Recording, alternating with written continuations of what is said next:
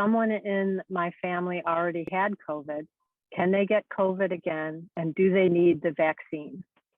March 2020 was a very, very weird month because I went to New Jersey to go to my daughter's engagement, wedding engagement. 2 weeks later, I was intubated on a ventilator for a week. So when individuals say, oh, it's not so bad, I would say, well, it can be quite a bit. And then it comes down to what are the long-term effects. And I would have to say that I am the lucky, super lucky. But one of the things that was mentioned was, what can individuals say to other people to encourage them to get their immunizations? And again, I mentioned that I attended my daughter's engagement party. And 2 weeks later, I'm on a ventilator.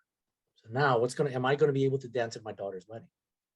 When I come off the ventilator I was on the ventilator for a week, still in the hospital for 2 weeks. And then in end of June 20, we were supposed to have the wedding, but that was postponed. Venues were closed.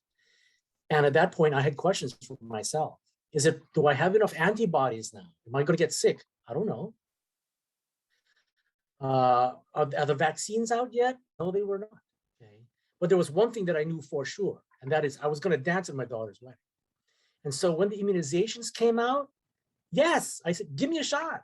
When the second one came out, yes, give me a shot because I'm going to attend that wedding. If they said 3 or 4, 7 shots, yes, whatever it takes. And I was able to pull it off. I was able to dance at my daughter's wedding 2 days ago. So I would tell people, why should you get your immunizations? Well, maybe you have things in your life that you have things to look forward to. You don't want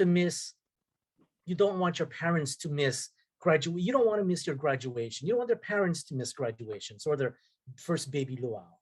Those are reasons to go ahead and take them. You have things to look forward to, and you should not let anything get in your way, especially something which is preventable, like COVID.